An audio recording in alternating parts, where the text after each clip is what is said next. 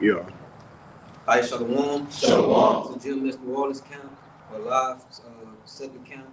All right, before we get started, I want to give infinite honors and praises to Yahweh Yahweh. Hashem Yahushai Ba'ashem Kakadash. Double honors to the elders and apostles of Great Millstone, and peace, blessings, and salutations to the hopeful elect. All right, and to start off, this camp, we just going to speak about how the Lord has blinded, our people, from understanding this truth, understanding, seeing what's right in front of them, okay, and but not being able to actually understand it, hearing it and not being having ears and not being able to hear, having eyes and not being able to see. All right, but you can start off with that Second Corinthians. This second Corinthians 4:3. It says, but if our gospel be hid, it is hid to them that are lost. Kind of, if our gospel be hid, it is hid to them that are lost, right? And what's that gospel? The good news, this good word, the truth, right? It says it is hid to them that are lost. It's hid from these people. The brother will get it where it speaks about unto you the mysteries, was given. But if our gospel be hid, it is hid to them that are lost. These people are lost. They're in a deep slumber, right? And you can get that word lost too. Okay, good. This the word. If you got it in the NLT, you can read it in the NLT. This 2 Corinthians 4:3 in the NLT, it says, if the good news we preach is hidden behind a veil, it is hidden only from people who are perishing. Those people are set, for destruction. Because everybody not gonna get this truth. This truth, only the elect are gonna get it. Only they're gonna understand it. That's what the salvation is for. The rest of these people out here, 2/3 of our people, they're gonna perish on this side because they were set up from the foundation of the earth that they weren't gonna get it. The truth that we were lost to. This their word lost. In the Strong's is G 622. It says in the outline of biblical uses, it says to destroy, to put out of the way entirely. Yeah, so they were set for destruction and get destroyed on the side. All right, but you keep on verse 4. Verse 4, it says, in whom the most high of this world had blinded the minds of them which believe not, lest the light of the glorious gospel of Hamashiach, who is the image of the Most High, should shine upon them, unto them. I just wanted to say, probably say, God, because the God is, is just speaking on the God of this world, which is basically, Esau, Edom. So people don't get it confused. You say the Most High of this world. It's not. Yeah, the power of this world. Yeah, the power. Real quick, we go up to that, that's the word of God. Yeah, it's power. Yeah, it's lowercase. So the power of this world, like the brother said, Esau, I'm just reading it again. It says, in whom the God of this world had blinded the minds of them which believe not, lest the light of the glorious gospel of Hamashiach, who is the image of the Most High, should shine unto them. Yeah, so they've been blinded, and that's why they can't see or hear. You can get that in Matthew 2, where it says, you Matthew 11, 17, you got it? Yeah. This is the book of Matthew, chapter 11, verse 17. It says, in his red letters, Yahweh speaking, it says, and saying, we have piped unto you, and ye have not danced. We have mourned unto you, and ye have not lamented. Yeah, we have piped unto you, and ye have not danced, right? Because this song that we singing, that's the good gospel, that's the good news. All right, but it's saying what they didn't dance. They didn't. This song to them, it just sounded like brass and metal hitting each other. They don't get the real tune of this song.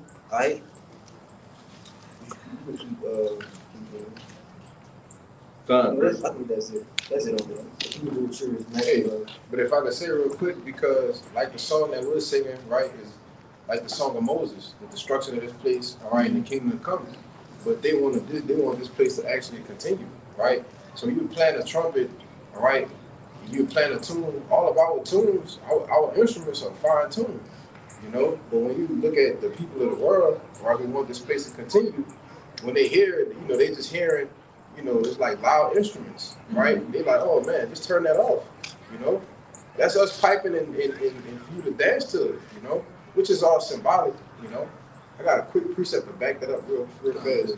There's Revelation chapter 14, verse 2. It says, and I heard a voice from heaven as the voice of many waters, and as the voice of a great thunder. And I heard the voice of harpers harping with their harps.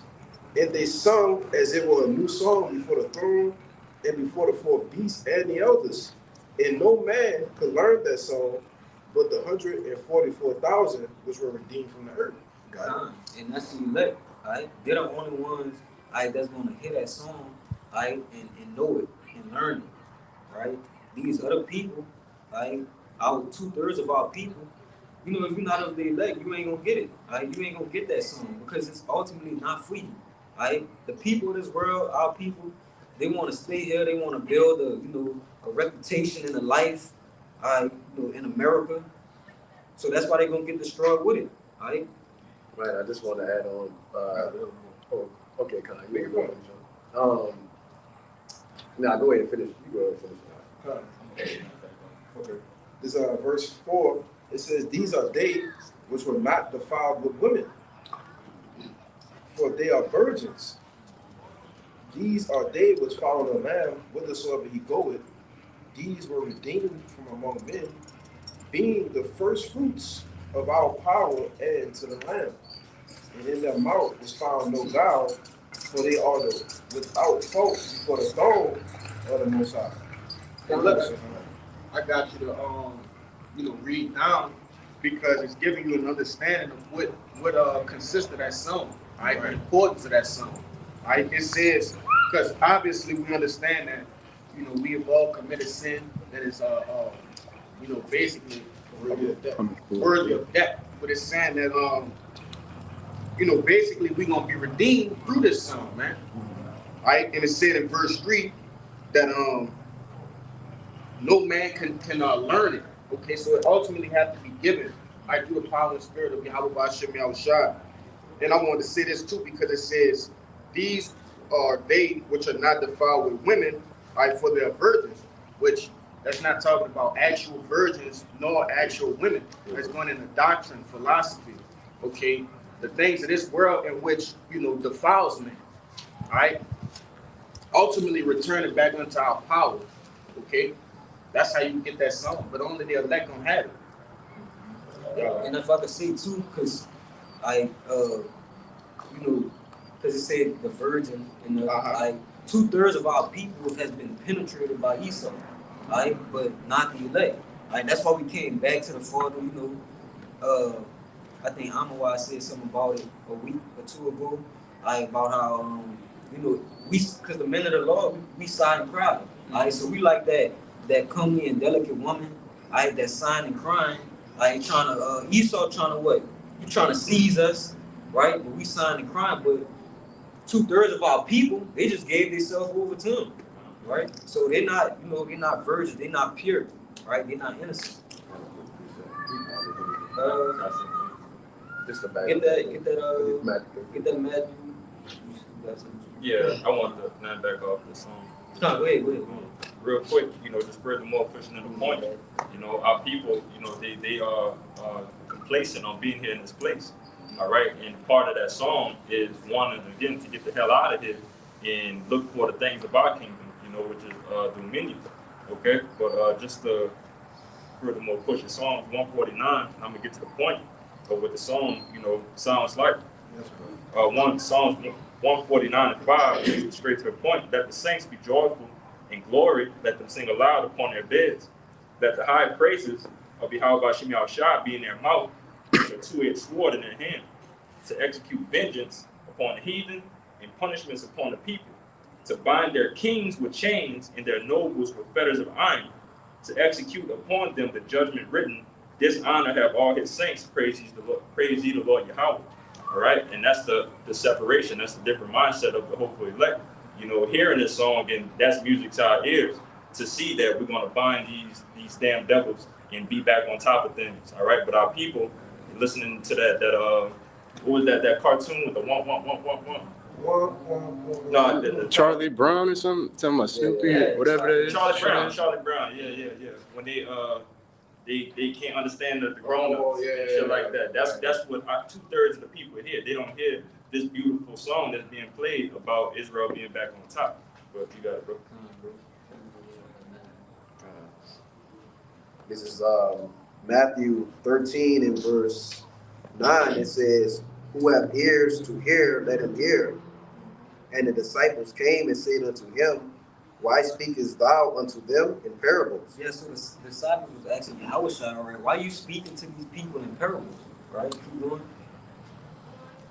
Verse 11, he answered and said unto them, because it is given unto you to know the mysteries of the kingdom of heaven, but to them it is not given. Right, so he spoke those parables to the ones, to everybody, but he meant, for the ones who were supposed to get it, right? But he filtered it out, right? That's why he said it in parables, right? Because it wasn't for, 2/3 of our people, the unbelievers, to get it. It was only for them, those of that number to get it. I got that word for you, mystery. Come, you go ahead. You want to finish on that? You can get it. This is the Strong's G3466 Mysterion. Get straight to it. On it says hidden thing, secret mystery, a hidden or secret thing not obvious to the understanding, a secret will of men, the secret counsel which govern Yahweh Shai in dealing with the righteous, which are hidden from ungodly and wicked men, but plain to the godly. It says, given unto you to know the mysteries of the kingdom of heaven. Right, so the secrets, right? The the nationality of these different nations, our nationality. Right? Even the name of the Lord is a secret, right? People don't know that, right? The men of the Lord know it. Furthermore, the breakdowns too. The breakdowns, The Daniels, the Revelations. When we, as we came up through through the years, hey, that's some real deep history, right? That is being revealed unto us. History, reincarnation, and then the list just keep going on and on, right? You go ahead, verse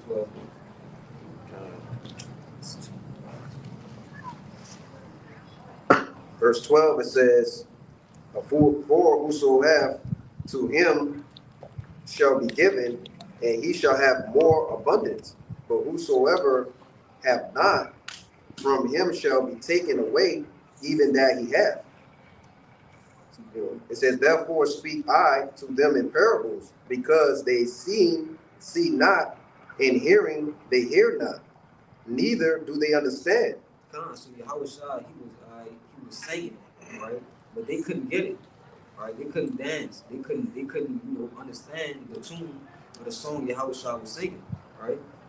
Keep going. "And in them is fulfilled the prophecy of Isaiah, which saith, By hearing ye shall hear, and shall not understand, and seeing ye shall see, and shall not perceive." You can get that as a 28.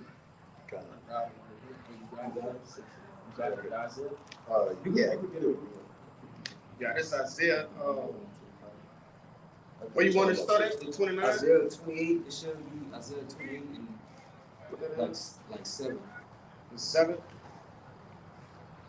Yeah, this Isaiah 28 and 7, it says, "But they also have heard through wine and through strong drink are out of the way. The priest and the prophet have heard through strong drink. They are swallowed up of wine. They are out of the way through strong drink, and have heard in vision. They stumble in judgment." Yeah, because they was polluted by these different doctrines and philosophies. Keep on. God, it says, verse 8, it says, "For all tables are full of vomit and filthiness, so that there is no place clean." All tables are full of vomit and filthiness, right? So your tables represents what you consume, what you eat, right? Yahweh Shai said, "What eat of me." That's this word, this truth. Eating of Him. That's that's what we that's part of this gospel, this song. You keep going. Verse 9 it says, "Whom shall he teach knowledge, and whom shall he make to understand doctrine? Them that are weaned from the milk and drawn from the breast. Keep going. For precept must be upon precept, precept upon precept, line upon line, line upon line, here a little and there a little." And that verse 10, that's a stumbling block in itself, because you got these people in the world who think, man, when I read the Bible, I read it from Genesis all the way down to Revelation in order. I read the whole Bible. I could tell you all about it.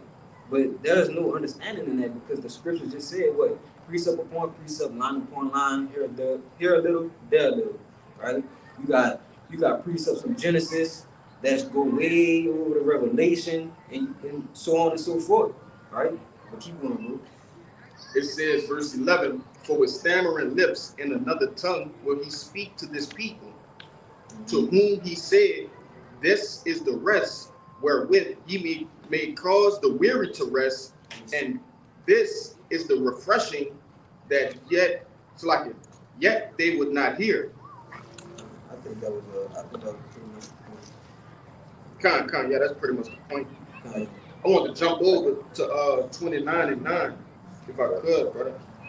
Yeah, go ahead, bro. Go ahead. This Isaiah 29 and 9, it says, "Stay yourselves and wander. Cry ye out and cry. They are drunken, but not with wine. They stagger, but not with strong drink. For the Lord hath poured out upon you the spirit of deep sleep, and hath closed your eyes. The prophets and your rulers, the seers, had he covered." Read it one more time, bro.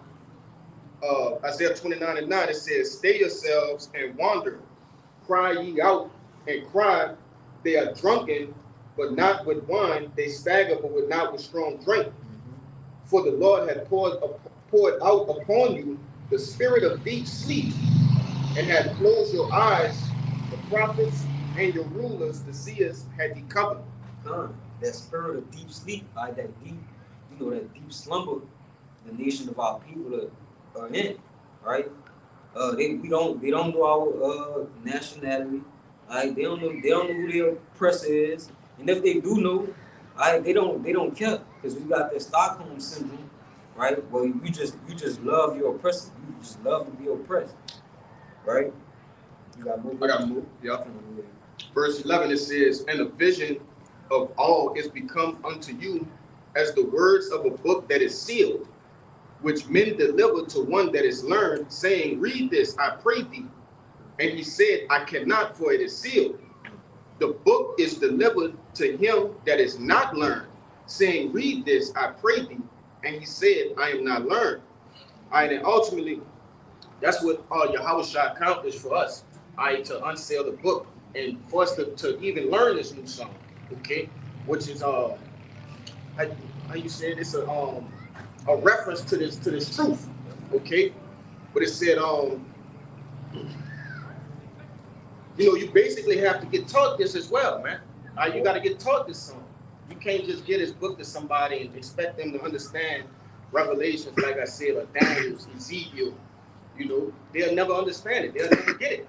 But you got it. You can't just pick it up yourself and just think you can just read it and you're going to know exactly what's going on, right?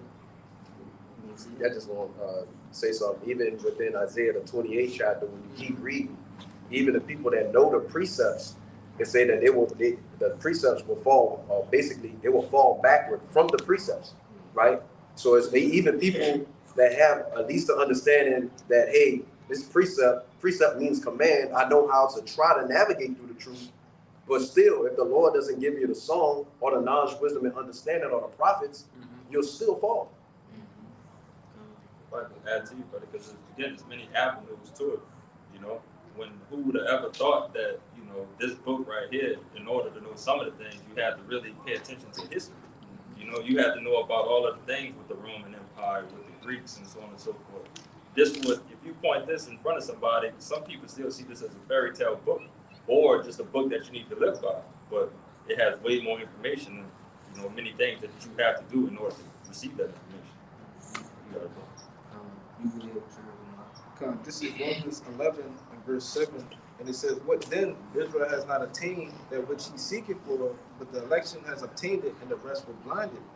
According to, as it is written, the Most High has given them the spirit of slumber, eyes that they should not see, and ears that they should not hear, unto this day." And you know, it's pretty much showing that, you know, only certain people is able to get this. You know what I'm saying? Showing that it was for the election to get this, and the rest were blinded. And with them who didn't get it, you know, they had that spirit of slumber upon them. And then if I read on down 2 more verses, it showed that David even put a curse upon him. And it says, "And David said, let that table." Hey, and that's what I thought of when I wanted when I called for that Isaiah 28, like, because he talked about that table. It was full of filthiness and vomit. But it says right here that David prayed for that table to be a snare. Go ahead. Start In Psalm 69. Come. David 22. When David prayed for that table. Because just like we are, you know, we have enemies of our own nation, right? And that's why David prayed to put a curse on his people, because, you know, they was seeking to kill him, right? Stoning him. What was it? Embarrassing him. Even though he understood that it was a judgment from Yahweh Bashem Shai, right? It still was like, man, you know, I hate these niggas, man. Yeah. That's why he said, I hate thee, oh Lord, I hate them with a perfect hatred. Because he still, even though he went off, he still was righteous. Yeah. Right? He still was a follower of the Lord. Like, the people was just wicked. King David was a man of Most High heart. So even though he fell down, you know what I'm saying, he got back up. He realized what he did. 2/3 don't realize what he's doing. He keep falling in that pit of wickedness and keep indulging. He fell to the flesh, you know, which was the story of Israel, pretty much, you know.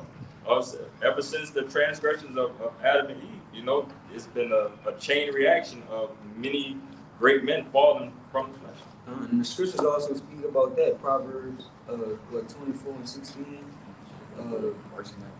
Ecclesiastes 7 and 20. Right? You know, we gonna fall. But not to get off the topic. I'm about going to that. But you can keep going with that, bro. You had something? Yeah. You keep You going. speak. Yeah, before I keep on reading. Ushab, you wanted that, Isaiah? Not Isaiah. Psalm 69. Yeah, you got it. Yeah, you got it. Okay. But before, I keep on reading on down, I want to get that word election, and it goes into eclogate in the outline biblical usage, and it says the act of picking out, choosing. It says of the act of the Most High's free will, by which before the foundation of the world he decreed his blessings to certain persons. And that was the balance of it, right? Because he chose people he wanted to get it, and he also chose people he didn't want to get it, like he wanted to blind, right? But that was the balance of it. But you keep going, bro. This is verse 9 in that Romans. Real quick, no, after you finish Bible chat, you can jump to 9:6, Romans 9:6 after that. Romans 96. Yeah, after you finish. This is Romans 11 verse 9, and it says, "And David said, let their table be made a snare and a trap and a stumbling block and a recompense unto them. Let their eyes be darkened that they may not see, and bow down their back always." Yeah, so this truth, you know, these mysteries and secrets, when we bring it out, to these people, they're stumbling blocks. That's why they can't understand. But the Lord had it set up that way intentionally, right? Because they're not of the first fruits. They're not true friends of Yahweh Hashem Yahweh Shai. They're enemies, right? John 8:44 says you're of your father the devil. These people are friends of Esau. Like I mentioned earlier, spiritually, Esau have penetrated, 2/3 of our people, right? So they're not gonna get it. It's not meant for them to get it. They're gonna be destroyed with him. Since y'all won't be his woman, y'all gonna be destroyed with him, right? But you don't gotta get that Psalm 69. You want it? Yeah, the Romans 9:6. You can go back and work. This is Romans 9:6, and it says, "Not as though the word of the Most High has taken none effect. for they are not all Israel which are of Israel. And just to back the brother up, and also backing up the precept you brought out earlier of it being here a little, there a little, precept upon precept, you know, in order to know why there's a stumbling block in front of our people, you have to go back 2 chapters to get the answer to it, to see that all Israel is not of Israel. The Lord is only dealing with one third, you know, the hopeful elect of our people. All right, and that explains, you know, what you're going into. That's why 2/3 of our people are blinded. Back this brother up, yeah. The elect is basically Israel the Most High. 2/3 of our people, they just completely lost. They don't get it. And what they do from every time we come out, stop, they mock. They said we don't know what we talking about. These niggas dress funny. Come on now, man. This song only appealing to the elect. Only elect will hear the song and draw near. 2/3 will hiss at it, curse, say all type of wicked things, what you're seeing right now these last days. And it also says, for they are not all Israel, which are Israel, because 2/3 of our people, they Israelites by blood, through lineage, but spiritually, you're not an Israelite, right? But the men of the Lord are spiritually, we're Israelites, right? You know, we've been called back to our inheritance, our heritage, the name of the Heavenly Father, right? We didn't just come from the line of Israel, right? We're of, you know, Israelite essence, right? I wanted to say, you know, most of the 2/3, they pretty much love Esau and how this world is being running. And like I said in the scriptures, you know, anyone that loves the world, you know, this enmity, yeah. This is James 4:4. It says, "Ye adulterers and adulteresses, know ye not that friendship of the world is enmity with Yahweh Bashem Yahushua? Whosoever therefore would be a friend of the world is an enemy of Yahweh Bashem Yahushua." And that's what most of these 2/3 are. You know, everything that's about this world, everything that's going on for it, what Esau push and do. You know, even though they say I don't like that, they still with it because they do that on a daily basis. They've been corrupted so long that this is like they norm for them. You know, and that's the reason why they're enemies to the Most High. That's why they mock. That's why they scoff. You know, that's why they say all these things to us. You know, that's why they look at us like we believe them. But the whole time they really believe us. If I could back you up, you know, one of my favorite sayings that I heard from the brother Kayak, you know, you permit what you promote. You know, you promote what you permit what you promote. And it goes, you know, both ways. So we don't condone nothing that's going on around here. So therefore, we are enemies of this world. All right, but they permit everything that's going on in this world, so they are enemies of Yahweh Bashem Yahushua. Right. Basically, you can't be the middle guy. You Right. can't be the guy to say, well, I'm not for it, but I'm not really against it either. Just don't bring it my way. Right? Pick a You side. know, Yeah, you the have to scriptures- choose a side. The scriptures speak about being hot and cold. Yeah. Hey, bro, that's like the Most High is giving us permission. Saying, all right, y'all have permission to do this one wicked thing, you know, but y'all don't have to do it, but y'all have permission to do it. But I'm not with it, but y'all got permission to do it, and it's wicked. But I ain't with it though, but I'm gonna give y'all permission. That don't make no sense. It's either or, man. And in the end, it's still promoting it.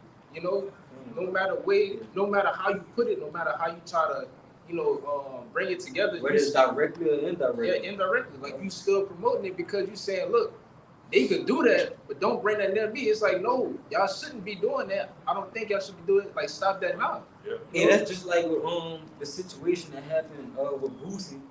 He was speaking on the alphabet community and shit like that. At first, he was against it, and then once the internet and everybody, he got canceled. Everybody got on his ass. He tried to retract, what he was saying, and he was saying like, I love them people, that community of people, and this and that. But he ain't it. But but what you permit, you promote. So if you okay with that being like that, then you will become that too. You want to say something, bro? Yeah, because that's what our love, the portion of our law is about, right? Not basically permitting those things, right? When you go into the law about rape, you go into the law about theft, adultery, right? These things are put in place, right? And most of them that I just said, except for death, those other two are punishable by death. Right? It's a part of our customs, right, to uphold justice. Right, when you start to see things happening in that sort of fashion, right, sodomy, all of those things, right? You put them to death, right? And that's you want to say something? I wanted to prove too. I wanted to say that just like, a cancer or a bad sore, don't say the C word. It's like, let's say, Poison. yeah, like a poison. If you have a poison or ailment, you'll try to get rid of it as soon as possible before it spreads and corrupts the rest of the body. And when after you read those laws, it tell you, that you're preventing that specific poison to keep going in Israel. Yeah, it's when you say, oh, they could do that, but I'm not with that. You're allowing this poison to spread. You need to nip it at the bud. That's where that term comes from. Time, if I can make a point, right? Case in point, we was given the commandments to be fruitful and multiply. All right, now when you say it's okay to do the same gender thing, all right, because you can't say the fucking word, whatever. When you say that, indirectly you're saying to not be fruitful and multiply. Because look what they happened now. As time went on, generations and generations and generations, that has became way more prominent in Israel, right? So think about if generations and generations and generations was to pass again, it would only become worse.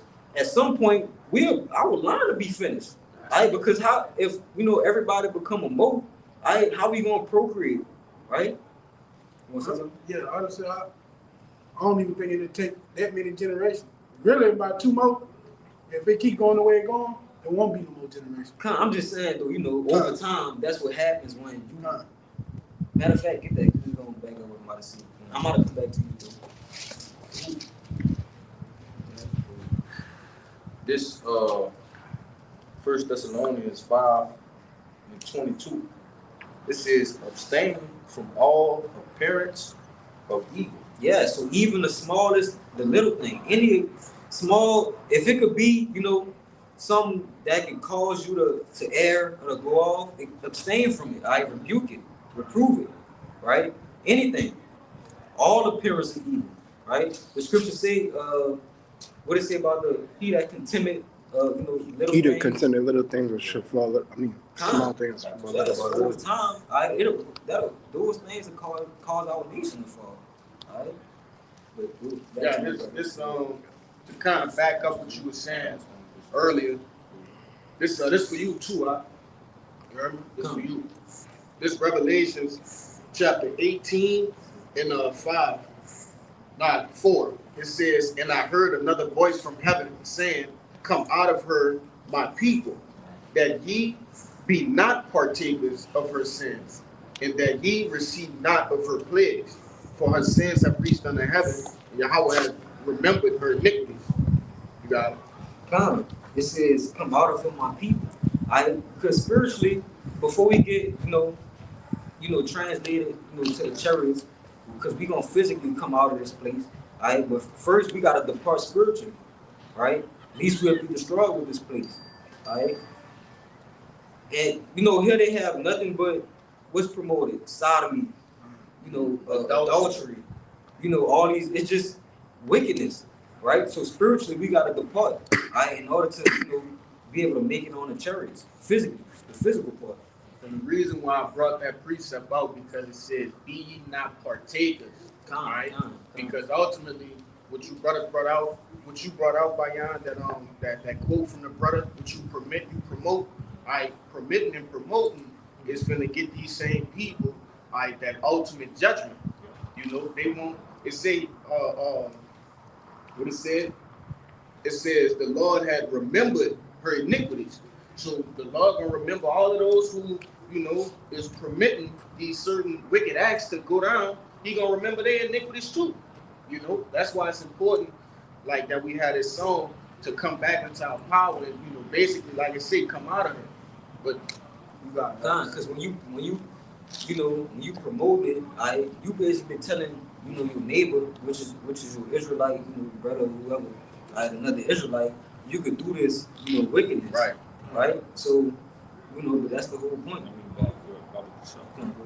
this what you permit, you promote. Just a regular AI overview. It says is a leadership principle, meaning that by allowing certain behaviors, even small ones, you signal they are acceptable, thereby encouraging them and shaping a negative or mediocre culture. It says leaders And those things, I make our, the Israelite, the culture of the Israelites negative. Because we live by the laws, statutes, and commandments of Yahweh Shem Yahushua. So when you allow those things to, like when you promote it to be acceptable, you just spread wickedness throughout Israel. All right, you got more? Yeah. Go ahead. It says leaders must actively address issues to maintain high standards, Yeah. as inaction is seen as acceptable.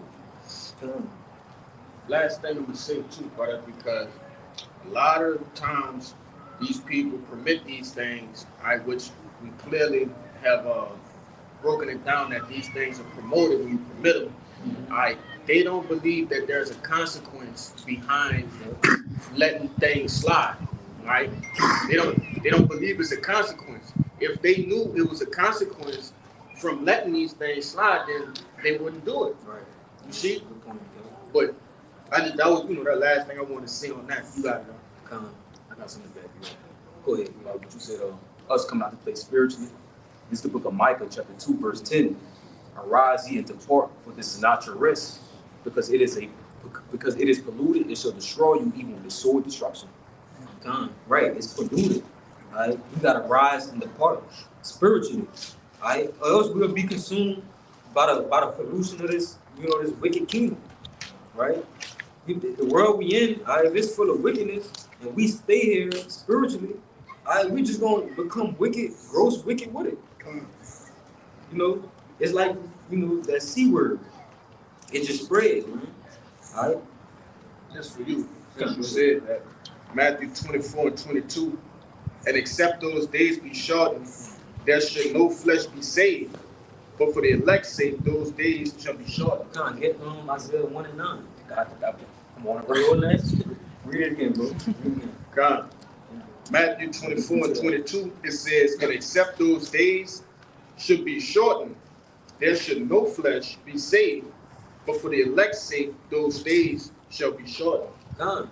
Right? And what you just read, the Revelation 18 and 5, the sands of this place is reaching to the heavens. Right? So if this kingdom was to continue and to keep going, we'd all be consumed. Even the elect. That's why we gotta get out of here. Right? The Lord is making a speedy riddance of this place also for the elect's sake. Because we'd be destroyed with it. Having this knowledge and knowledge, wisdom, and understanding, we know that the world is strong, right? So that's why we gotta, keep our faith strong, right? Keep this hedge tight that we have. But you could bring it out. This is the book of Isaiah, chapter 1, verse 9. Except the Lord of hosts had left unto us a very small remnant, we should have been at Sodom, and we should have been like unto Gomorrah. And that's saying the same thing that the Matthew, 24 and 22 said, right? Because it's for the elect's sake. Now imagine if the Lord didn't leave us that small remnant, the elect. The nation of Israel would be at Sodom and Gomorrah. What was Sodom, prominent for? Sodomy, Moism, and it ultimately was what? Consumed and destroyed. So Israel would have waxed worse and worse and then just been cut off. If the Lord didn't leave that the elect, the small remnant, man. Go ahead. This is Isaiah 30, starting at verse 8. Now go write it before them in the table, and note it in the book, that it may be for the time to come, forever and ever, that this is a rebellious people, lying children that will not hear the law of the Lord, which say to the seers, see not, and to the prophet, prophesy not unto us right things, but speak to us smooth things. Prophesy deceit. Get thee out of the way. Turn aside out of the path. Cause the Holy One of Israel to cease from before us.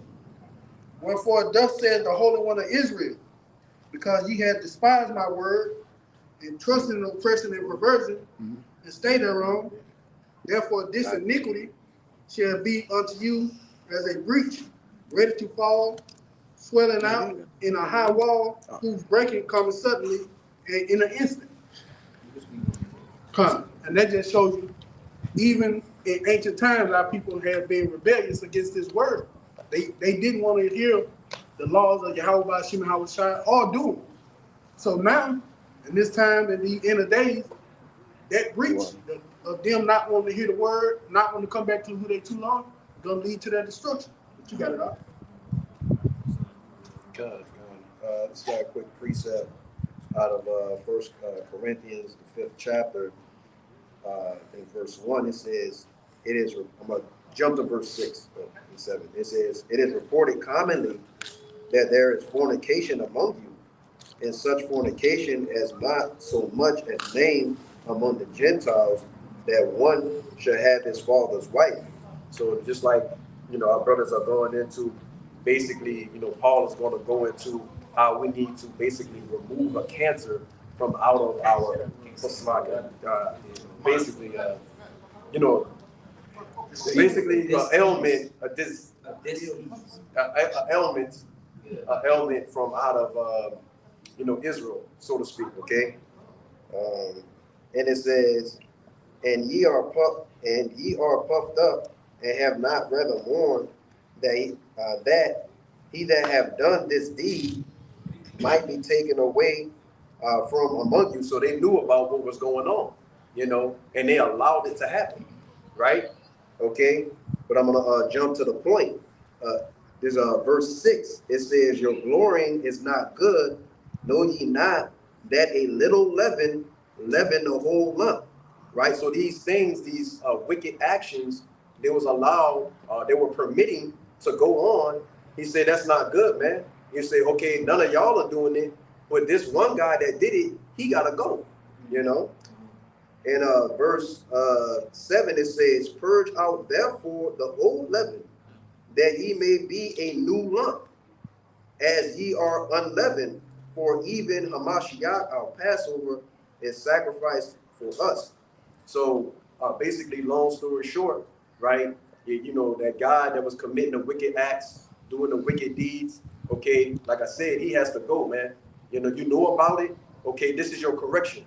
Okay, even if it's just him, he gotta go. Because if you don't do it, you're allowing it, and it's gonna spread like leaven. Damn, I was just about to Oh, yeah, because think about when you have an ailment, right? You get an ailment, and then you don't take the necessary precautions to address that ailment. What happens? It spreads, right? And then what? You just get Isaiah 1, and you can start from 1.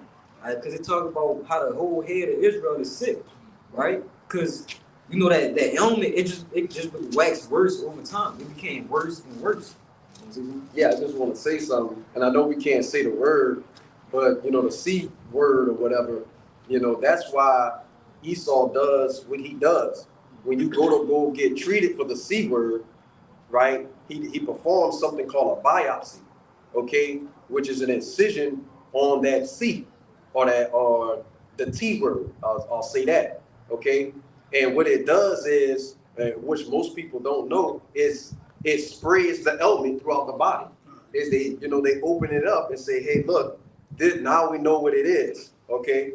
And we know how to treat. But when you go back for treatment, it doesn't spread everywhere all over the body. But he knows that, okay? Which further makes him the devil. But I just wanted to make that point.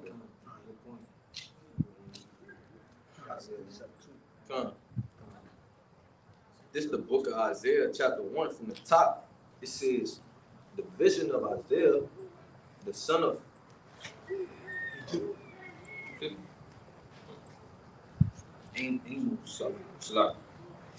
Isaiah 1:1. It says, the vision of Isaiah, the son of Amos, which he saw concerning Judah and Jerusalem in the days of Uzziah, Jotham, Ahaz and Hezekiah, king of Judah, hearing, O heavens, give ear, O earth, for the Lord had spoken. I have nourished and brought up the children, and they have rebelled against me. Kind of back up the precept the brother Azori brought out. Keep going. The ox knoweth his owner, and the ass his master's crib. But Israel does not know, my people does not consider. And these two animals are some of the most stubborn animals on the planet Earth, right? And even they know like who their master is. But it says Israel, my people don't know, they don't consider, right? Showing you how obstinate and stiff-necked the nation of Israel was. Keep going, bro. Verse 4, it says, a sinful nation, a people laden with iniquity, a seed of evildoers, children that are corrupters. They have forsaken the Lord. They have provoked the Holy One of Israel unto anger. They have gone away backwards. Why should ye be stricken any more? Ye will revolt more and more.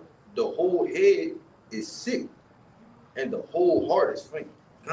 So over time, this wickedness amongst the children of Israel, all it did was spread, starting with on down from Adam, right? It just spread, and just got worse, right? And it lead up to today, right? Because today we're in the worst captivity that we ever been in. In this captivity, we the furthest from our power that we have ever been, right? We don't know the Lord's name. We don't know what our duty is, what we're here for. Our people just out of it, right? But that was the point. That was pretty much the point. You can read verse 6. Verse 6, it says, from the sole of the foot even unto the head, there is no soundness in it, but wounds and bruises and putrefying sores. They have not been closed, neither bound up, neither modified with ointment. So that's what happens when you get a small ailment, and you don't treat it, you don't cast it away, you don't put it out. You get putrefying sores, and then you become fully consumed with that, whatever that sickness is. It's Sirach 10:10, and it reads, it says, the physician cut it off alone disease, and he that is king today, so like he that is king today, a king tomorrow shall die. Read that first. It says, the physician cut it off alone disease. The physician cut it off alone what? A disease, right? And that ultimate physician is Yahweh Shai, right? Yahweh Ba'ashem Yahweh Shai. And that's why the elect, has this word, because he's using us to cut off that long disease, because we're coming in the name of him, right?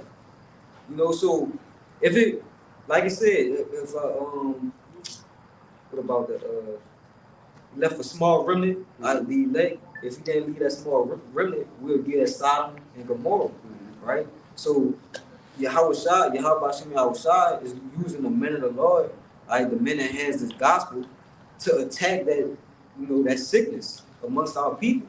And that's how our nation gonna be preserved, right? Because through that, the elect gonna get salvation, and we're gonna bring back the rest of our people, 2/3 of our people, and then we're gonna live forever, right? Right, because ultimately what the Lord did for us was basically gave us spiritual healing, right? And we needed that, okay? Now the ultimate healing is gonna be when we basically, get beamed up, Lord willing, we be at that number, obviously, when we receive new bodies.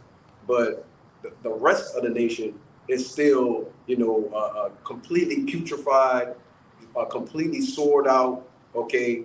They're completely messed up in the mind, man, spiritually, man, The background of this is the book of Jeremiah, chapter 4, verse 22. For my people is foolish, they have not known me. They are side as children, and they have none understanding. They are wise to do evil, but to do good they have no knowledge. Yeah, when you go to the word "stodge," it means stupid, and that's 2/3 of our people, which is It's stupid. You know what I'm saying? They love to do evil. They love to do wickedness. This word, which we bring out every day, brothers make video epistles, we come in the house and byways. They don't understand it. They call us actually stupid that we know what we're talking about. You know what I'm saying? And y'all are the disease, y'all are the problem. That's why we're pursuing Zechariah 13:8. 2/3 will be cut off and die. Y'all, let me just say it, excuse my language, y'all 2/3 gotta fucking go. They have to go, man. They got it, they have to, man. And these moles, they gotta go too. I know all brothers can speak for that, man. It's just disgusting seeing this, man. Hey, don't the scriptures speak about the effeminate men? Oh yeah, somebody making the kingdom of heaven. Con, somebody gotta get that. Okay. Since you got that, I got the 13. right there. Yeah. This is Zechariah 13, and I'm gonna start at verse 7. It says, "Awake, O sword, against my shepherd, and against the man that is my fellow, saith the Lord of hosts. Smite the shepherd, and the sheep shall be scattered, and I will turn mine hand upon the little ones." Verse 8, "And it shall come to pass that in all the land, saith the Lord, 2 parts therein shall be cut off and die, but the third shall be left therein." And what's that 2 parts? That's 2/3 of our people, 2/3 of the nation of Israel. So that's 2/3 of the so-called Negroes, Latinos, and Native Americans, right? But the sickness is within them, and that's why they got to be cut off. And that's ultimately why the Lord gonna destroy them with fire. Ultimately, to completely purge out that sickness, right? Hey, going back to the Isaiah, it said the whole head was sick. So even us too, we was sick We too. was sick. Yeah. We got healed by Yahweh Shai, which that's why I brought out that Sirach 10:10. Right, he healed us first, man. Yeah, all of Israel was touched, Right. But only some of us was healed. All right, so the people who are healed, they're gonna be preserved, and it's gonna say in that verse 9, they're gonna be brought through the fire, and purified. But the 2/3 of our people, they gotta get cut off, right? Yeah. Right, verse 9, and it says, "And I will bring the third part through the fire, and will refine them as silver is refined, and will try them as gold is tried. They shall call on my name, and I will hear them. I will say, it is my people, and they shall say, the Lord is my power." So those that were healed, they're gonna be pure, innocent. Man, bro, what that was, we went over Revelation 2. We talked about the white stone. Yeah, Like white that. stone. Right? That purity, right? Right, and that goes into a spiritual victory, right? You've been given a spiritual pardon away from basically the second death. Okay. Because we've been fully cleansed and purified, unlike 2/3 of our people. And that's why they got to be destroyed by that fire. But the Lord gonna bring his men, the men who serve him, the righteous, the innocent, right? He's gonna refine them and purify them, so we're gonna be preserved, right? That was it on that, right? Yeah, that was. Yeah, it's Real quick, this is Sirach 30:17. It says, "Death is better than a bitter life or a continual sickness."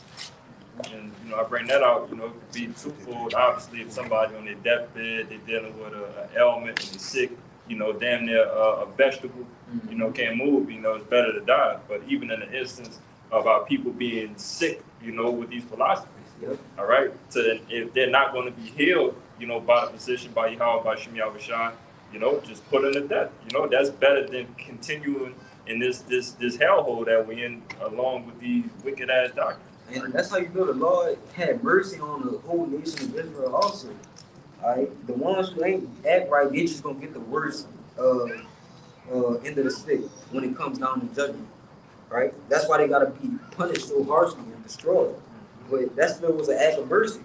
Right? The fucked up thing to do would be to let this go on forever. Right? But he's putting our people out of their misery. Even let alone, the Lord could have just completely stopped dealing with us. He could have chose another nation to be on top. Right. But even with the shit that we didn't, put upon ourselves and continue to do, the Lord will still continue to have mercy All right, like I said, having a mercy kill, that's a mercy kill that he's done for 2/3 of our people. You know, for them to eventually get the kingdom. You know. But it's Right, like just to add on to what you were saying, the Lord even said that if he had chosen another nation, they would have been repentant, right. you know, and done all the works. But that goes back into what our people being, you know, stiff-necked, you know, hard-headed, and what that brother was saying, just sottish, foolish means stupid too, you know, people, man. Yeah, if, you know, Israel is likened unto a comely and delicate woman. You know, we just been throughout history, we just was being a end to the Most High. Like that's basically what it sums up to. Yep. You know. This is Jeremiah 5, start at 21. And it says, "Hear now this, O foolish people, and without understanding, which have eyes and see not, which have ears and hear not, fear ye not me, said Yahweh." Right, because at the end of the day, the Lord is the ultimate power, man. It says, "Fear ye not me." He said, you know, do you know what type of power the Lord has, man? Right? You really underestimate his power. The Lord will literally unalive you, you know, bring you back all lame, messed up. You know what I'm saying? You got your mind, but you can't walk and stuff like that, all, you know, so-called cripple and all the rest of that kind of stuff. Only to unalive you again, to have your body work, but your mind messed up. You know, and just keep repeating a process of punishments over and over again. You know? And it goes speaking to that, you know, a little bit more. It says, miracles. It says, "Will ye not tremble at my presence, which have placed sand for the bounds of the sea, by perpetual decree that it cannot pass it, and though the waves thereof toss themselves, yet can they not prevail? Though they roar, yet can they not pass over it?" And you know how violent the waters and the waves of these oceans and seas get, right? The world, you know, Earth is mostly made up of water, man. Alright, so you know how vicious and violent, how deep the waters is. The Lord, like, fear ye not me. I'm the one who keeping this. I'm controlling this. I'm holding this back, right? Damn, majority of our bodies is made of water, right? Come on. Hey, but you know, it's so crazy that he kept the waters, you know, bound with the sand. It's like, man, like you said, like the earth, you know, surrounded by what's in water, man, he could have just took us out. Could have took out everybody if he wanted to, just like this. Well, that's why he did it. Well, yeah. That's why he did it. Yeah, first death, in time of Adam, man. But if you think about it, bro, if you look at it, if the laws wasn't holding the waters and shit back, bro, they could easily, the sand, it could easily just overpack. Bro, you ever saw tsunamis and shit like that? It could easily consume, you know, the land, bro. Easily. That's a small thing. Hey, That's a real small thing. Hey, but that's crazy to actually like see how a tsunami formed and all that, and how much like damage it do. Like it's just crazy. But I got two more verses. It says, but this people has a revolting and a rebellious heart. They are revolted and gone. Neither say they in their hearts, let us not fear Yahweh our power, that give it rain, both the former and later in his season. He served unto us and appointed the weeks of the harvest. Yeah, reserve it unto us the appointed weeks of the harvest. Yeah, and that's why the scripture said what? It's sottish, we're stupid, right? Like how you don't fear that? It says, neither say they in their heart, let us now fear the Lord, Yahweh our power, that giveth rain, both the former and the latter in his season, right? All this power that the Most High got, our people rather go serve Esau, bro. It don't make no sense, right? That's stupid, bro. How long will ye simple ones love simplicity? That's a real simple. That's what you heard. That's what you had to say. Kind of This Proverbs 1. I'm gonna start at 20. It says, "Wisdom cried without; she uttered her voice in the streets." and that's us. We're declaring the wisdom, knowledge, and understanding of Yahweh Bashem Yahushua, coming from the scriptures. the Bible. We're in the streets, the chief, the marketplaces, right? Where you people can hear us. Go ahead. It says she cried in the chief place of concourse. Yeah, the canals, you know, these famous streets and wherever It's the heavy traffic. heavy traffic with people, tourists. That's what a minute of the Lord at. Right? Go ahead. It says, in the openings of the gates in the city, she uttered her words, saying, how long, you simple ones, will you love simplicity? Go ahead, read it, bro. That's spiritual, bro. Yeah, she just said I don't understand. That's crazy. Read that over, bro. Verse 21, it says, she cried in the chief place of concourse, in the openings of the gates in the city. She uttered her words, saying, how long, you simple will ye love simplicity? And that's what, from the start of this camp, that's what we've been going into. Right? Our people not understanding, not hearing, not listening, right? We piping, singing the song, and them not dancing, right? They just don't understand, bro. So it's all coming back full circle. Keep going. It says, and the scorners delight in their scorning, and fools hate knowledge. You people hate knowledge. Y'all hate to know the dark truths of the Bible, man. Right? One of y'all brothers brought it out. I think it was you, Isaiah and Jeremiah, where it said, prophesied to us smooth things. Yeah. Because you hate knowledge, man. You hate the truth, ultimately. That's what I'm about to say. Ultimately, you hate Yahweh Hashem Yahweh Shai. Right? You got more? Yeah. It says, turn ye at my reproof. Behold, I pour out my spirit unto you. I will make my words known unto you. And how the Lord making his words known to you people? Via the prophets. Right? We the mouthpieces of the Lord. It says, because I have called and ye refuse, I have stretched out my hand and no man regarded. The Lord is calling, right? He was calling by the prophets. He's stretching out his hand by the prophets, right?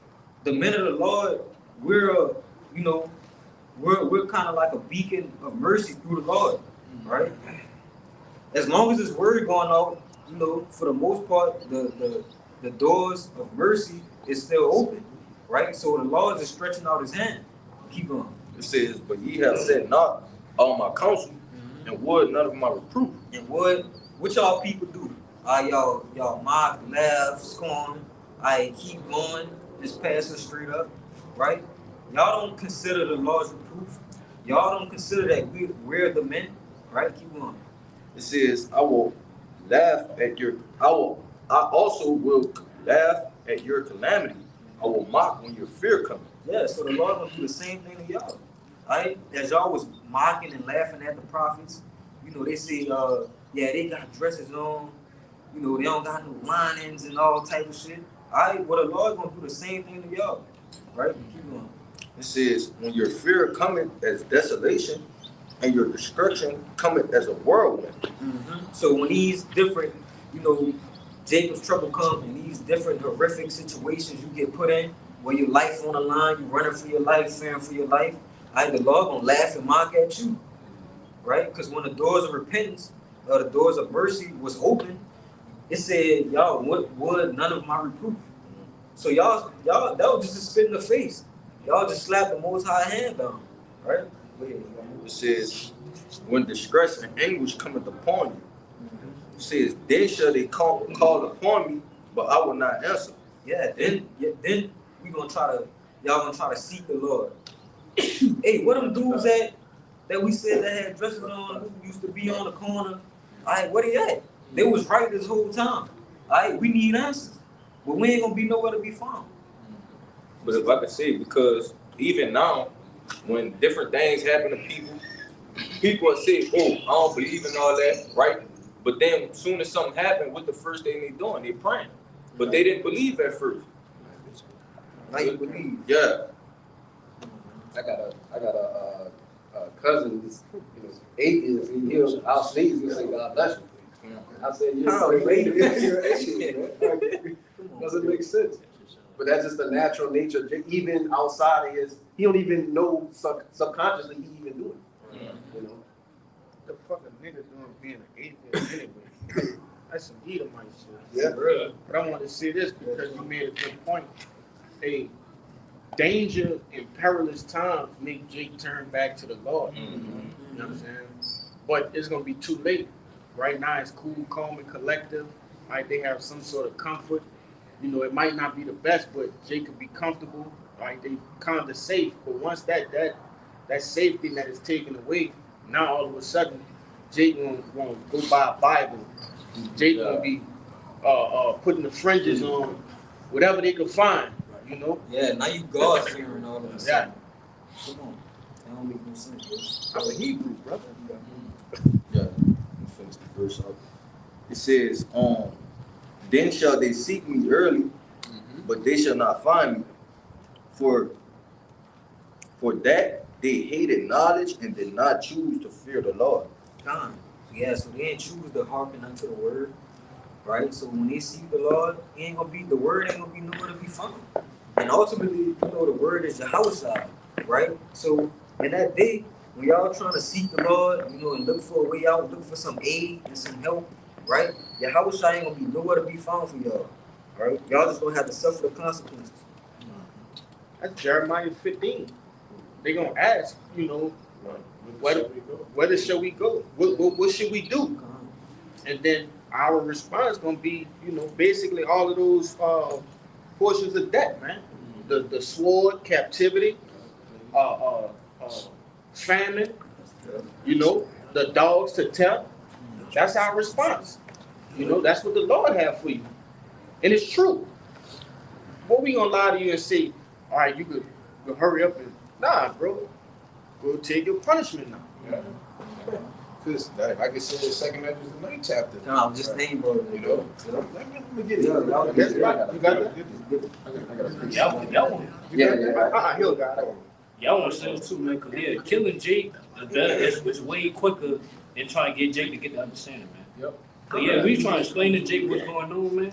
And according to the scriptures, man, it'll be all day, man. Bro, we brought it out in Isaiah 1. It said, why would you be stricken anymore? You're gonna revolt more and more.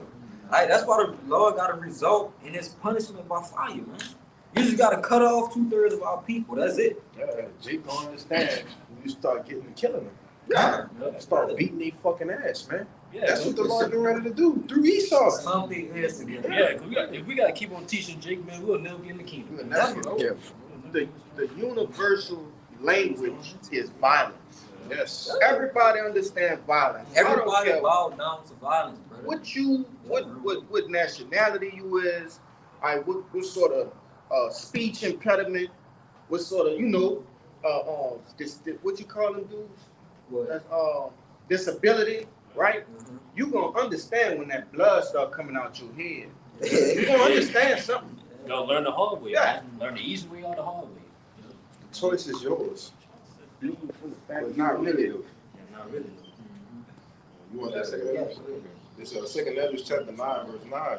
It says, then shall they be in a pitiful case which now have abused my ways, and they that have cast them away despitefully shall dwell in torments. Y'all gonna be in a pitiful case.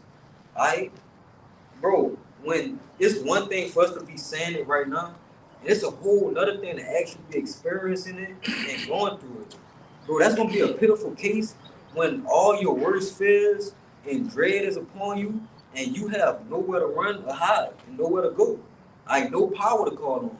Right?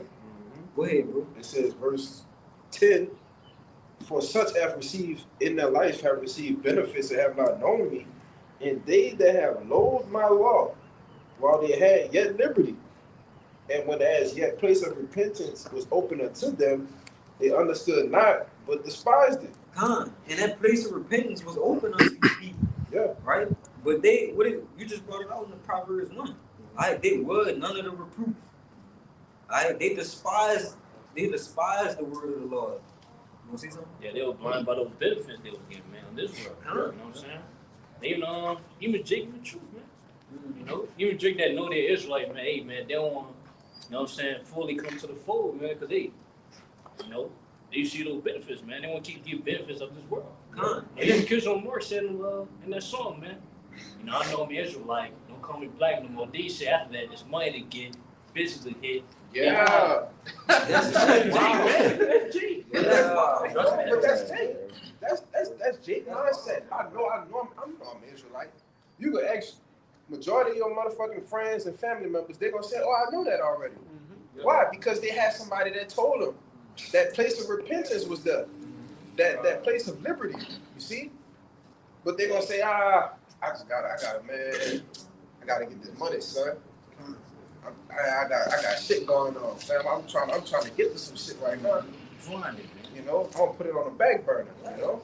But that's why the scripture said what? My people do not consider. Yep. You would think it'll behoove somebody to say, damn, I got all this money, all these riches. Right? Who is my power? How can I please my power? Right? But they don't, right? Because they just consume with the filthy, how to say it? They consume by the cares of the world, by mammon, money, right? All these different things. Yeah, but the scriptures tell you they have received their consolation on their side. Right? I got a That little was more. me body. Go ahead. There's I read verse 11 again. I'm reading the GMT, and I'm gonna jump back to the KJV. It's 2 Ezra 9 and 11. It says, "It will include all those who scorned my law during the time they were free to do so, and all those who refused to repent when they still had the chance." Read over. God, it's 2 Ezra 9 and 9 in the GMT. It says, "Then those who have ignored my ways and held them in contempt will be surprised when they find themselves in a continual torment." And that's what in that Proverbs 1, that's what they did. They ignored the word and the ways of the Lord. They ignored it, bro. Keep going. And when something is in contempt, when you're in contempt of something, it means an open disregard or open disobedience. So you purposely disregarded the prophets, all right, the men that the Lord has set up to tell you, all right, of the coming judgment, all right, of the things that you need to do to repent and to get right with the Most High, man. You see? It says, to the act of despising or scorning for what is mean, vile, or worthless. And that's exactly how you feel about the truth, right? You think that the truth is worthless. You think that it's vile, man. Hey, man, you think the Lord fucking vile, man. You know? It says, that's pretty much it. I'm going to go back to the GNT. The 2 Ezra 9 and 9 in the GNT. It says, "Then those who have ignored my ways and held them in contempt will be surprised when they find themselves in a continual torment. This will include all those who ignored me while they were alive, even though I accepted the blessings I gave them." Even though they accepted the blessings I gave them. Look at that, bro. The audacity of Jake to be surprised. Yeah. What you thought was gonna happen? Yeah. Come on, man. The Lord is gonna show people he ain't nobody to be played with, bro. At some point, the understanding gotta get understood, bro. Right? The scriptures talk about, where it say Psalms 119 and 120, 126. Oh, it's time for thee, O Lord, to work, right? But the people gonna see when the Lord stop talking, right, through his prophets and start working. And it's going on right now, bro. Yeah. Look what's going on with the Northern Kingdom right now. ICE is on their ass. They in trouble, right? But we've been, preaching the word, saying the word of the Lord, but our people do not want to hearken and listen. Right? But now when shit start happening, they won't seek help. There ain't gonna be no help for you, no remedy. You wanna say something? Yeah, and when the prophets stop talking and stop speaking and preaching his word, the silence gonna be real. Because whenever people walk by on a daily basis, they notice us. They notice everything that we be saying and stuff like that. So whenever all that stuff stops, they gonna, kind of catch on slowly. They gonna be like, man, where they at?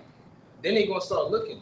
Then after that, all this stuff will go on, and then it will get worse and worse from there. And it's crazy, bro, because you know how often, people to stop you and be like, oh, that's you be talking about the Bible, shit like that, but they don't really inquire.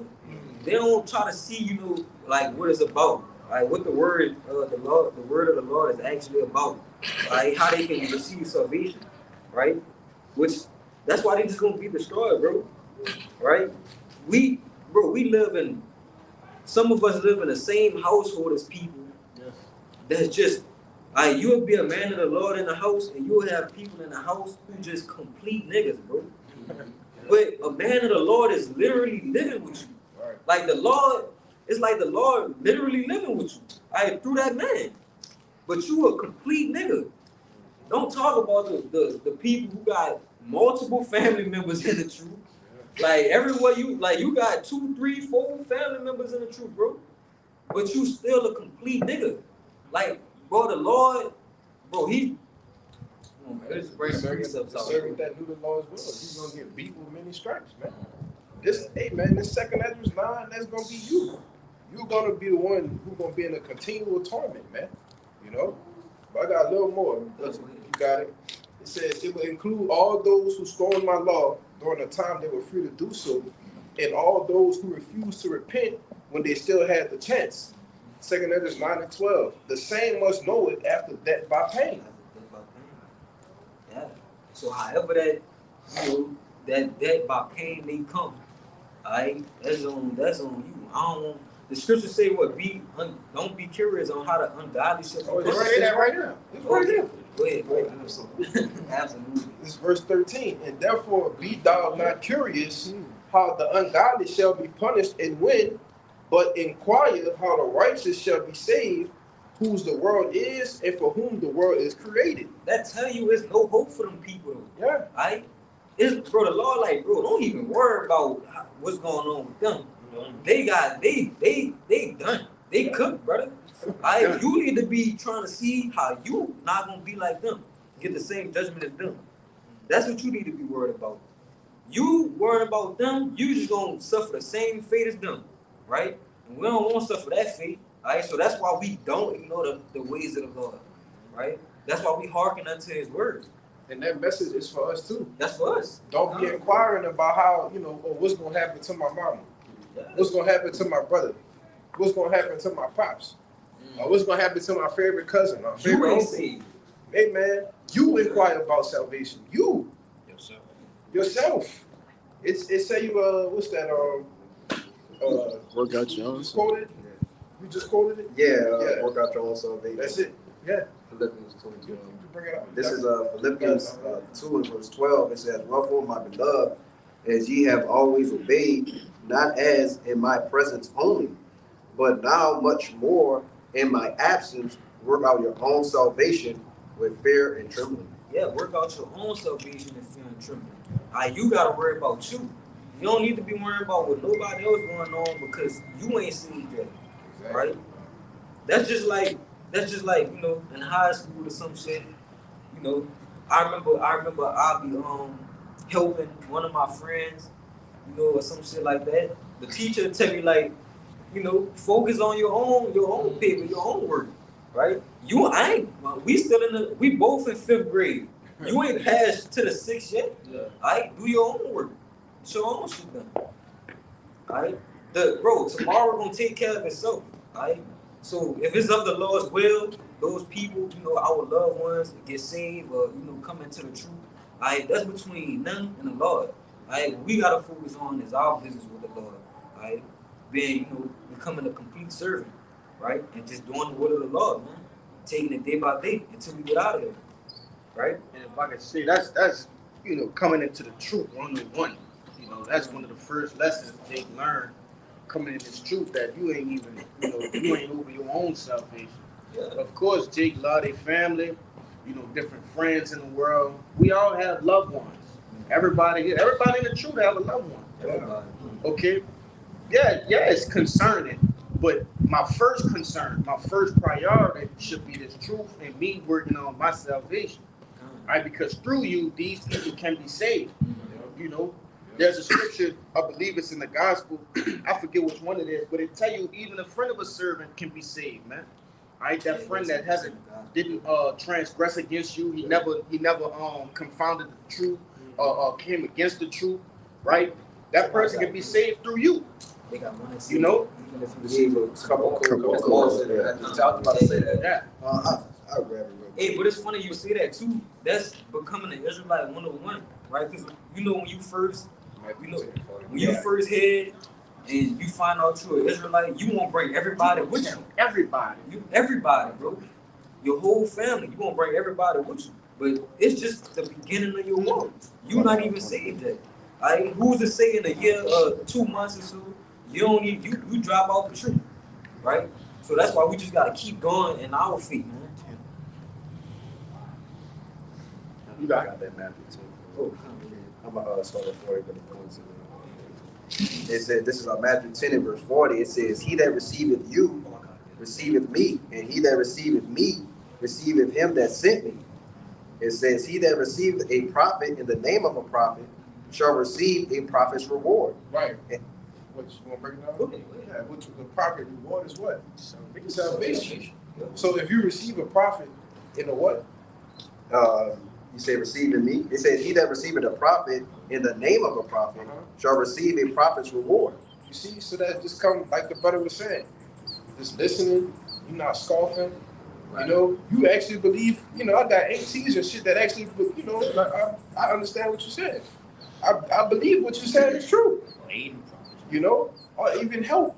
You know, but it said what you can receive that reward, right? And that all goes back to working out your own salvation. When I'm working on me, then you know maybe some of my family members might get saved. You know, y'all got it. I would say too, it's even to a point to where even though they do get destroyed on this side, you might be the one to bring it back in the kingdom, man. So either way it goes, it could be a man reunion again, man, in the kingdom. Yeah, even if they don't get, bro, even if none of our loved ones get saved, we still gotta work out our own film tripping, right? Somebody, bro, you probably be the only one in your family to make it, right? So, but what you gonna do? You gonna drop out the truth? You gonna throw your salvation away because the Lord didn't choose some of your family members? No, that don't make no sense, right? We gotta work out our own salvation and film tripping, bro, right? We can't. They got the saying in the world: you can't take everybody with you, right? And that's the same thing with this truth. You can't take you might not be able to take your family with you. If that's not of the Lord's will, then it ain't gonna happen. You want to say something? Yeah, I'll let you go first. I just wanted to say, just like Superman, you can't save everybody. Yeah. It's impossible. Superman hated his life, brother. He hated his life. Right, and I wanted to say that receiving goes into accepting. Accepting. Right. Oh, I want to make a point on that too, because you might have people in your family who they might not, directly worship the Lord and follow the ways of the Lord, right? But they might just love you and accept you, knowing the work we do. Knowing we believe in this, knowing we don't celebrate holidays, knowing we don't eat pork, knowing we don't take part in the things of the world and some of the things they do. They'll still love us and accept us and aid us and help us, right? So even with that, our family, they might not even have to serve the Lord, just straight up directly. Right? They'll still be able to receive salvation just for receiving a prophet and accepting a prophet. Right. Because what do? We issue out the word, right? And it's a process of what? It's giving, right? So like you saying, there are certain things or certain aspects within a man, right, that they accept. They say, okay, well, I get this, I understand what you're talking about, even though they're not full, basically 10 toes to the line like how they're supposed to be. And it's all those little things that may help them have mercy by Yahweh Shalom Shadi. I'm gonna finish this here. It says, and he that receiveth a righteous man in the name of a righteous man shall receive a righteous man's reward. And whosoever shall give to drink unto one of these little ones a cup of cold water, only in the name of a disciple, verily I say unto you, he shall in no wise lose his reward. Yeah, so it's a reward in, just being a friend of the prophet, right? The Lord, if you're a friend of the prophet, we coming in the name of the Lord. You indirectly a friend of the Lord, man. Right. So you will receive salvation just because of that. The Lord will have mercy on you just because of that, right? It's not everybody, job to be a foot soldier, right? Everybody not gonna be on the front line, right? But you can have aid and help and support other places, they're still, they still help out with the battle, right? So they'll get saved too. They'll get the salvation too. You want to say something? Yeah, I was just going to say it, and that's what that verse is talking about. It's basically talking about somebody that helps, okay, or somebody that aids in a time of need, because the prophets are going to need things, man. And somebody out there, and maybe even many people, are going to receive blessings from Yahweh Shema Shah for aiding them in their time of need, that being that help. Because you actually have people that believe, that watch the lessons, they watch videos, they may not come out, but they truly are sincerely believe. Mm-hmm. And the Lord is going to escort certain men into situations where you might run into a believer, right? And they're going to do what? They're going to help, right? You see? Well, you might be in a dire situation. And, hey, man, the Lord will have it happen that way, And that's how they get their reward. You see? It's heavy, man. Yeah. But you got it. I was going to say, the Lord that had you cross paths with somebody that's been watching you forever. Yeah. You know what I'm saying? But he or she or whatever just couldn't make it out for whatever purposes, whatever reasons. But the Lord that had you, and that man or that woman, right, they may know you and be able to tell, things about yourself. Or I seen your channel. I remember this video, and and then everything just falls into place from there. Yeah, don't go this way. It's a concentration. They got a concentration camp. A sea camp. It's a lot.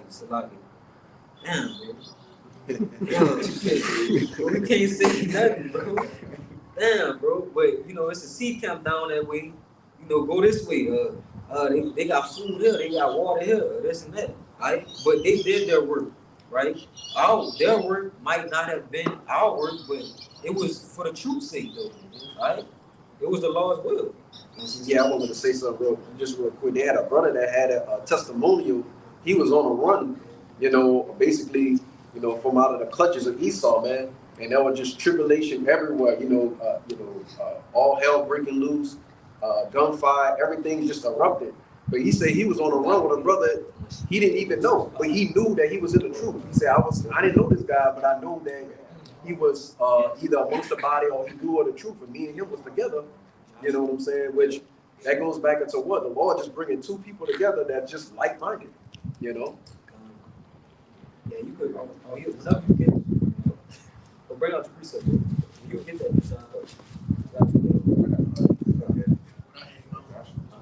This second Peter 1:10, and it says, wherefore rather give diligence to make your calling election sure. For if ye do these things, you should never fall. And the reason why I wanted to get it, because it says give diligence to make your calling election sure, so that you can't save everybody. You know what I'm saying? Like if you do your work, do what you gotta do. You know what I'm saying? Like y'all saying, the Lord would be able to save those people. But you gotta put yourself first. You gotta do the work. You gotta do these things, in order to let that happen. Yeah, it say make your calling election sure. So it goes to show you can't save. Right? So that's why you gotta worry about yourself. Cause the Lord, like, bro, I'm saving you. You can't even save yourself. So how you gonna worry about, somebody else's salvation? Yeah, it said make your calling election sure, because in the day you call, you're not chosen yet.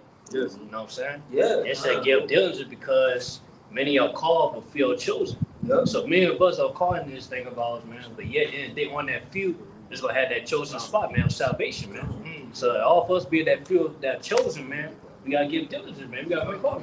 Right now we're in audition, man, for salvation. Yep. We're in audition, man. Or we're in the tryouts, in a sense, man, of being joint heirs we have a shot, man. Yep. So man, all of us to make to that spot, we gotta give diligence, man. Yeah, you made a point because we were called. Like it's been many who have been called, right? Yeah. That's just like when it says somewhere in the scriptures, it might be in Matthew. It's like when you cast a net into the sea, you get some good fish, you get bad fish, right? Some you gotta cast back out. They might have been caught, called then or caught, but they weren't chosen. The ones that you keep, the good fish, those are the ones that's chosen. I got that. That brother say something. Yeah, another thing too, I got thinking about too is these troubling times we're coming to, Jacob trouble, great tribulation. Man, the Lord finna try us. Our faith is truly finna be tested. we can say, a man can say how much he believe in the Lord, but when your faith getting tested, when you get put in a dire situation, when your fucking head finna be chopped off, you in hunger, you traveling, man, the Lord he finna max out our faith, bro, see if we truly believe. Till that, bro, it's gonna get very critical. You know And what I'm that going to that point, me and Kabos made about being called. Because Lord willing, all of us, in this camp, of course, Lord willing, all of us are the elect, right? But we gonna see, because the race ain't over, right? So when those things happen, like that get brought upon us, like you said, some men might cop out, but they were called, but some men might not have been chosen. But we don't know yet, because the end is not yet. Yeah, that's why we're not supposed to waste our time trying to get people to get it. You know what I'm saying? Because they use our time to prepare ourselves for that time coming, man. For the times of trouble. So, hey, man, when that day come, man, we'll be up that chosen, man. We didn't do it. So we can be up that chosen, man. Go ahead. Yeah, and this is going back, to the point we was talking about that topic, helping a prophet or being a friend of the prophet. This Joshua 2. And real quick disclaimer, right? Rahab, she wasn't an Israelite, all right? She wasn't of the nation. She was a heathen, all right? But we're saying this can happen to those who actually believe and help the prophets that's of an Israelite line, because the Lord is not coming back to save any heathen. Jacob said, oh, well, you said Rahab got saved, so maybe this Edomite could get saved. No, that's not what we're saying, all right? Go ahead, bro. This is a quick disclaimer. Even if she got quote unquote saved or rewarded, that ain't the salvation that we talking about. Yeah. You ain't gonna get saved like that and get a heathen getting on the fucking church. Yeah. Stop it. Something is uncool. Come on, man. Go ahead. It's Joshua 2 from the top. It says, and Joshua, the son of Nun, sent out of Shittim 2 men to spy secretly, saying, go view the land, even Jericho. And they went and came into an harlot's house named Rahab, and lodged there. And it was told the king of Jericho, saying, behold, there came men in hither to night of the children of Israel to search out the country. All right, so they had persecutors seeking after them, right? That's just how that's gonna be some brothers' instances, right? In the time to come in Jacob's trouble, right? Because the prophets gotta get persecuted. Okay, keep on. It says, and the king of Jericho sent unto Rahab, saying, bring forth the men that are come to thee, which are entered into thine house, for they be come to search out all the country. So the king of Jericho, those guys who you house, where they at? All right, good. It says, and the woman took the 2 men and hid them, and said thus, there came 2 men unto me, there came men unto me, but I wish not whence they were. Yeah, so she played stupid like she didn't know what it was at, what he was talking about, right? It says, and it came to pass about the time of shutting of the gate, when it was dark, that the men went out. Whither the men went, I would not pursue after them quickly, for ye shall overtake them. But she had brought them up to the roof of the house. So she had lied, right? She said they went out, they left, right?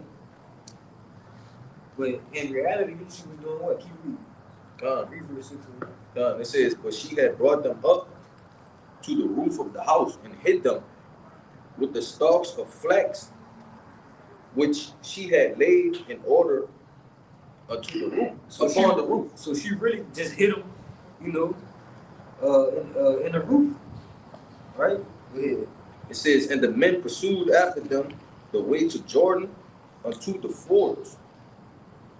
And as soon as they which pursued after them were gone out, they shut the gate, and before they were laid down, she came up unto them upon the roof. And she said unto the men, I know that the Lord had given you the land, and that your terror is fallen upon us, and that all the inhabitants of the land faint because of you. For we have heard how the Lord dried up the waters of the Red Sea for you when ye came out of Egypt. Just jump to 12. She basically saying, you know, we heard the marvelous works that the Lord did for you, right? And that's why she understood to hide them in hopes that she would obtain something from them for doing that. But yeah, I want to say, because it's gonna have, you know, people like that, you know, in the time to come. Because what she believed, Exactly. she said she heard, but the reason for her, you know, after her hearing this shit or whatever like that, the reason for her hiding them was because she actually believed. Exactly. You know, despite her being a heathen or whatnot, that ain't the point. The point is she believed and she aided, you know, some men of the Lord, right? And she was going to receive a reward for that. Keep going. Verse 12. It says, Now therefore I pray you, swear unto me by the Lord, since I have shewed you kindness, that ye will also shew kindness unto my father's house, and give me a true token. Keep reading.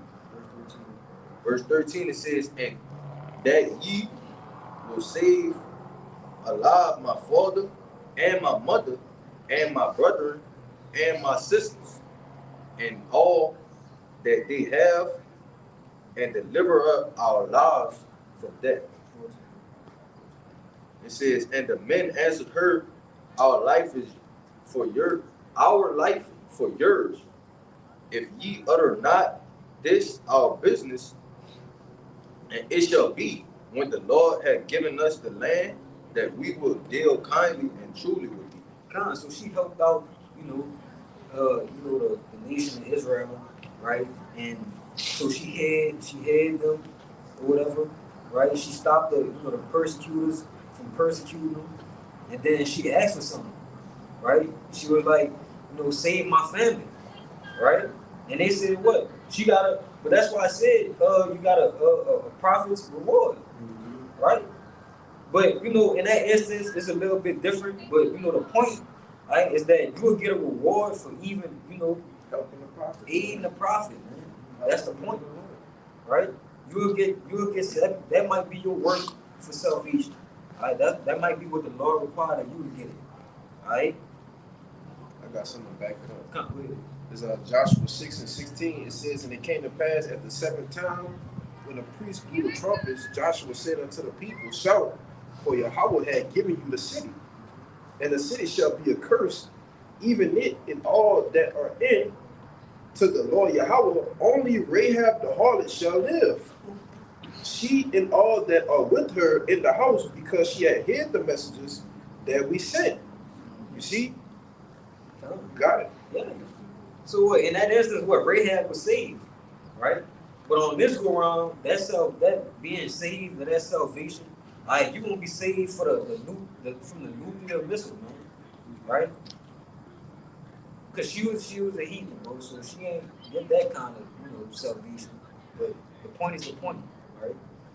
You have I had a go into if y'all brothers got it, just call it out. going into the we went into earlier, the location or whatever. This is Ephesians 4 and verse 1. It says, I therefore the prisoner of the Lord, right? And I just want to say real quick, we're basically prisoners of Yahweh Shema Shah too. All the people that's of the elect, and especially the prophets, right? The 144K, they feel compelled to do this work, man. Compelled to do the work. Okay, when you're not doing it, you feel off, right? That the spirit is always uneasy, man. Okay, and it says, I therefore the prisoner of the Lord beseech you that ye walk worthy, right, of the vocation right? Which is the calling. It says, wherewith ye are called, man. So we're basically all given, you know, basically job assignments, so to speak, within this ministry, right? And I believe the scriptures go into that. Some brothers may have a little bit more faith than another. Some brothers have spiritual gifts of healing, right? Some brothers are keen to the mysteries. Some brothers are keen to the prophecies, right? But the law say walk worthy of that vocation, man, which basically means what the brothers were saying earlier, you know, make your calling and election sure, man, right? Maximize your talent, okay, within this ministry. Yeah, whatever it may be, right? Like we was talking about, you might be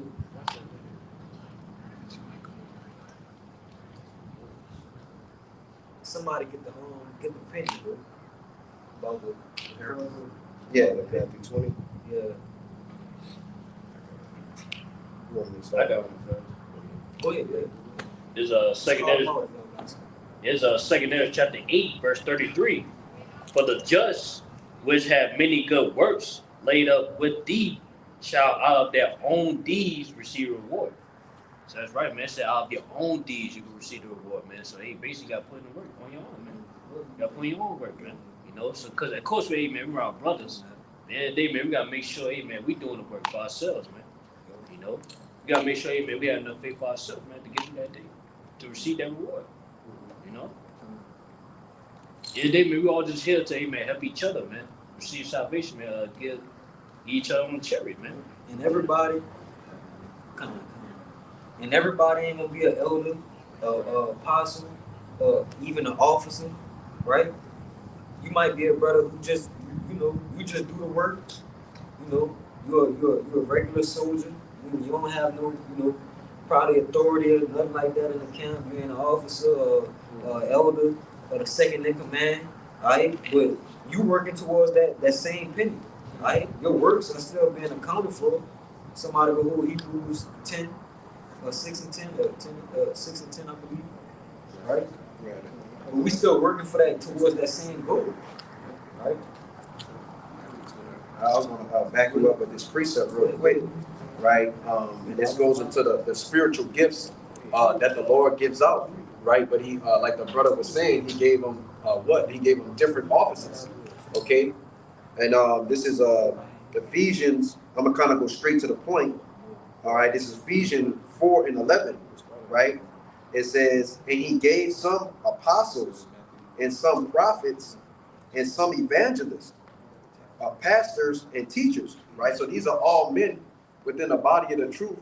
But like I was saying, given different offices, man. Not everybody's going to have the same lot, okay? Like I said in Daniel 12, go down with Daniel and you go stand in thy light at the end, you know?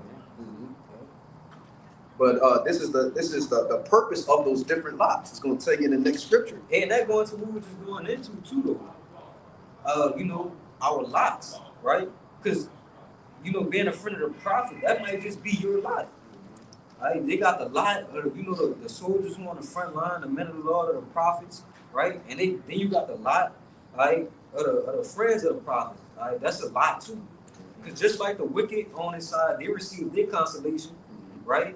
The righteous have too, right? Right, verse 12. And it says, this is their purpose, man. It says, for the perfecting of the saints, right? For the work of the ministry. It says, for the edifying of the body of Hamashiach. So that's their purpose, man. The Lord had all these different men set up.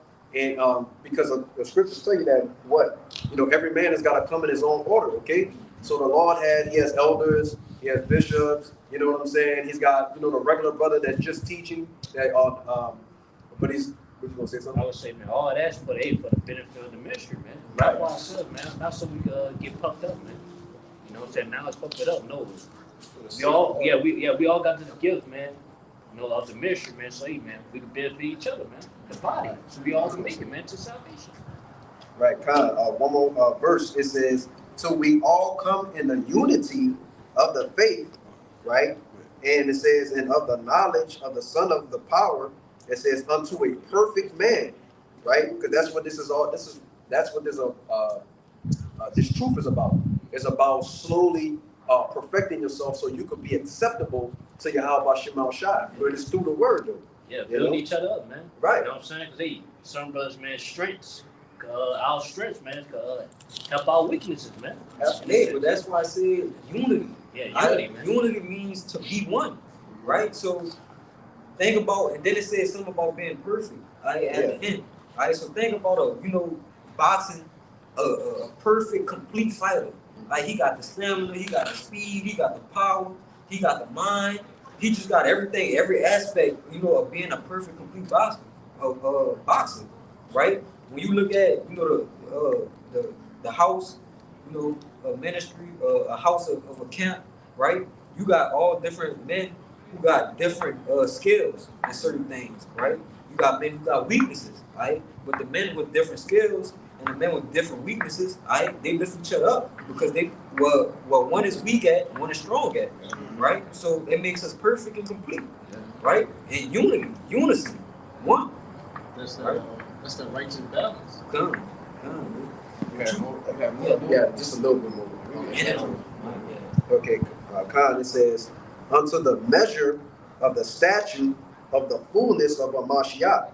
So there's the Lord is the Lord sets the bar, right? And so all of us basically have to strive to even try to reach or touch the bar, right? The scriptures say basically, be ye therefore perfect, right? As my Father in heaven is perfect, right? So that's what we're doing now. We're basically just striving for perfection, man. You got it. God, this is Hebrews 6 and verse 10, and it says, for the Most High is not unrighteous to forget your work and labor of love, which ye have shewed toward his name, and that ye have ministered to the saints and do ministry. Yeah. So all those things we just spoke about, right? Being a friend of a prophet, a helper, a aid to a prophet, right? To even being a prophet, right? And having the skills and the strength to strengthen your brother, right? Making the ministry one in unison, right? All those is labor of love and work to the Most High, which He said He won't forget it, right? So that's going to be counted to you for righteousness, right? And if you continue, you keep the faith, ultimately you're going to get the reward of what? Salvation. Paul said, everything I do for the elect's sake. And so we're coming in like manner. Everything we do, right, is for Yahweh Shema Shai, but it trickles down to what? The elect, that they may hear the word and be sealed, in the spirit. Yeah, I know about that. Anything else? So with that, hopefully this live, camp today was edifying and to the point. Before we get out of here, we want to give infinite honors and praises to Yahweh. Double honors to the elders and apostles of Great Millstone, and peace, blessings, and salutations to the hopefully elect. A Bible ball. Kwame Asherah. Shalom.